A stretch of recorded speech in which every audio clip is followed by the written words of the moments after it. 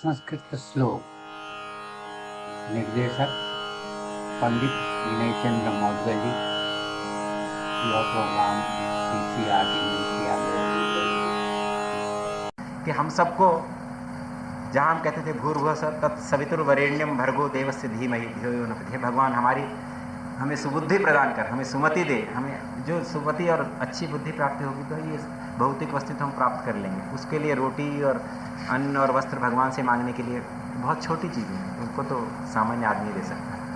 तो ये जो हमारा दृष्टिकोण, जीवन के प्रति दृष्टिकोण, यही हमारी कलाओं में इसमें प्रतिबिंबित हो।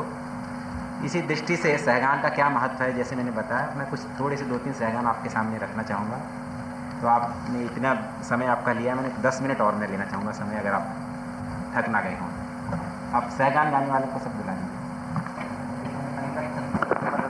तम्बो मनान की गाना, इसको भी हमने बहुत काफ़ी कम उम्र के बच्चों को सिखा के देखा है और इसको इस ढंग से प्रस्तुत किया है कि जिसकी भावना है वो उन स्वरों